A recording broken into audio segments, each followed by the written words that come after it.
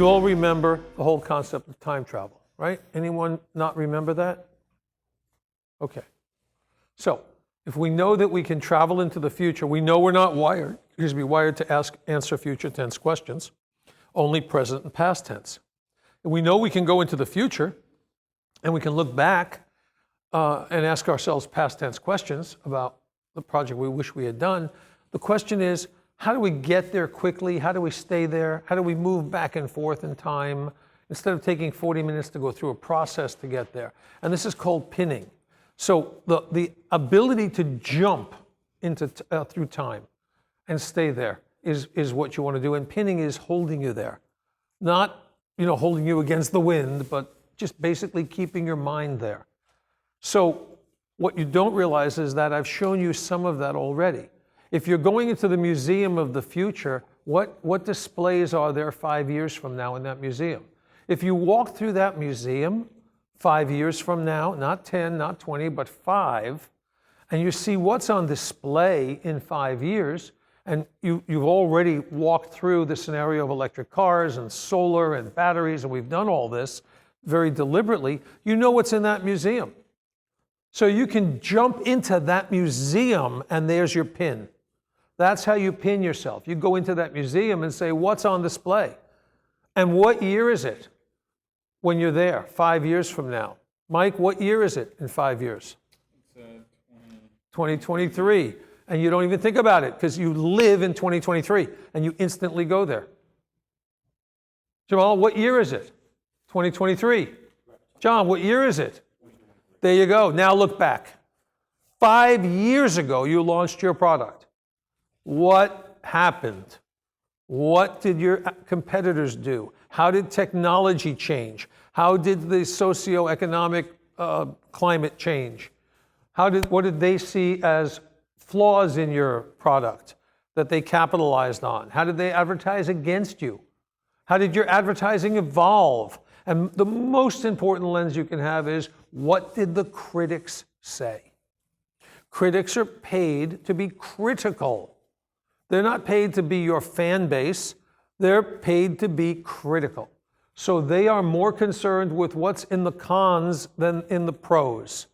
They can be generous and say the pros are, this is a good program that does a job well and it has promise. The cons, it doesn't have this, it doesn't have that, it's lacking this is difficult, that needs to be changed, et cetera, et cetera. What do you care about? Do you want to know what they said, good or bad? You want to look at the cons, because I'd rather have I'd rather delay my project 6 months and have 5-star reviews than launch it and have 3-star reviews. Because ultimately my sales of 3-star reviews are going to be significantly lower than they will of 5, especially in the long term, and the word of mouth on something that comes out that says, there are no cons, none that we could find. Now everybody buys it. So 6 months later, when I launched late 6 months in the year, but 6 months later, because I have 5 stars and there are no cons and the word of mouth gets out there, at the end of the year, with a 6-month selling cycle, I can tell you can go to the bank on more sales than you would have if you had launched 12 months earlier at a 3-star. And if you live that reality, you will go back, look at your projects, and re-engineer them in software. I've done this more times than I can remember. I go into a software company, I say, what are you releasing? Okay, that's version 1. Show me what is on your drawing board for version 2 and 3. And even 4. And I said, well, we know we want to add this, we want to add that, we want to add that. Okay, how far are you from launch? You're 6 months from launch, let's just say. Here's what's going to be in version 1. If you had to today, because of whatever external problems, had to put in versions 2, 3, and 4 today, could you? Well, yeah, we could. It would just take 6 months longer and we'd have to add a few more people. Would you get any economies of scale by putting those things that you know you want into the first version because you have the hooks in for it? Well, yeah, instead of taking, a year later, it'll probably do it in 4 months and testing, and we'll have it 6 months. I said, okay. So what do you think the critics would say to a product that your version 1 is the equivalent of what your version 4 will be, the evolution of it? Oh, that would just knock their socks off.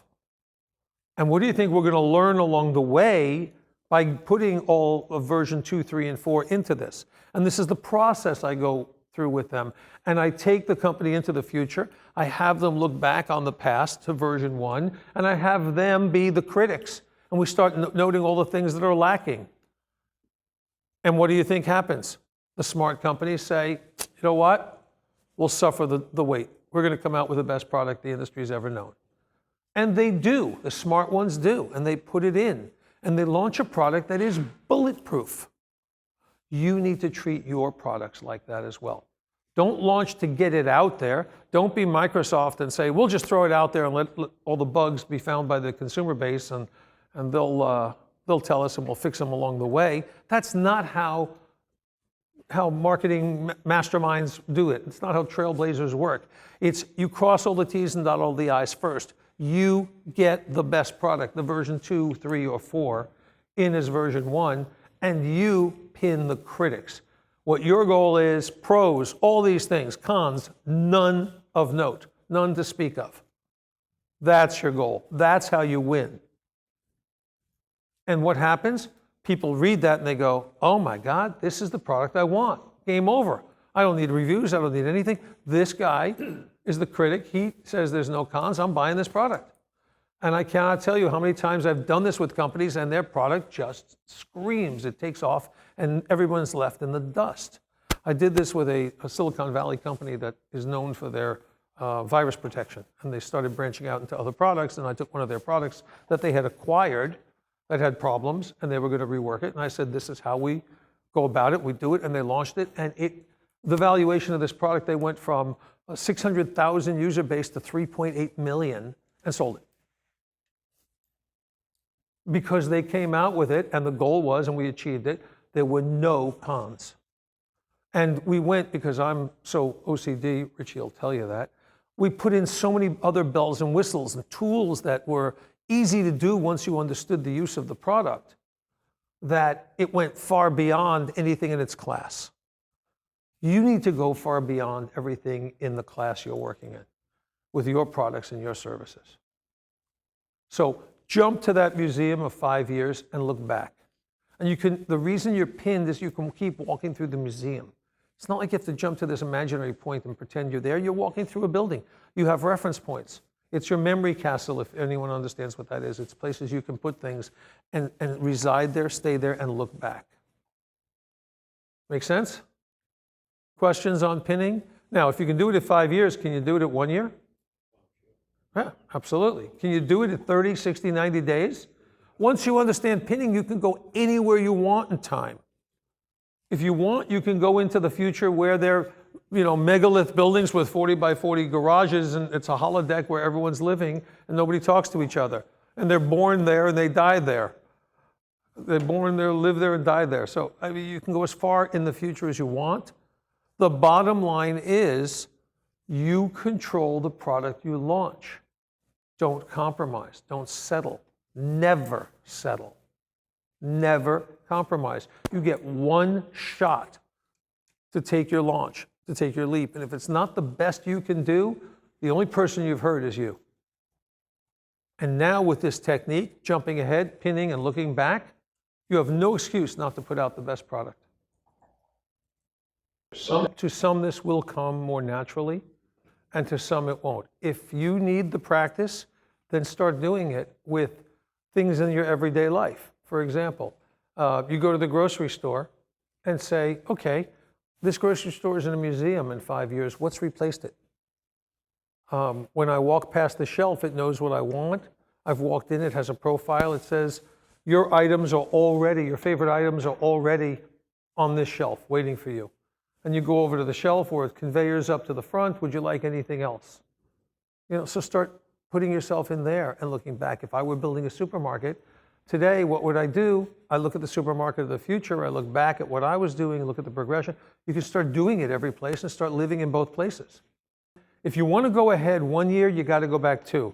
The normal, it's always 2 to 1, but really you want to go back 10 years, and that propels you to 5. And the reason you go back is that's the anchoring, not the pinning, but the anchoring. You anchor yourself 10 years back, and you start going through what has happened historically for 10 years, and as you come up, once you've gone through those 10-year steps, and you look at economics and the socioeconomic platform, you look at technology, you look at social media and the internet, and you look at political and monetary systems, you look at all these different things, world events, you get to a place where it now becomes very easy to look at a year ahead. If I said, look at this Windows program now from 10 years ago and where you are now, it's pretty easy to know what their next version is going to be in a year or 2 years or 3 years, and how word processing and desktop publishing are going to go, or voice recognition. I can take you there, but you want to take them there on different paths, because to go on one path, you're just going to stay with technology. But you look at where that's going, and you have to go ahead on parallel and multiple planes, and you go 5 years in the future. But if you don't go back 10, you won't make it to 5. Because it's that spring that you have to load to get there. So think of a 10-year spring, and like a pinball machine, you release it, and the ball will go 5 years in the forward. Does that answer?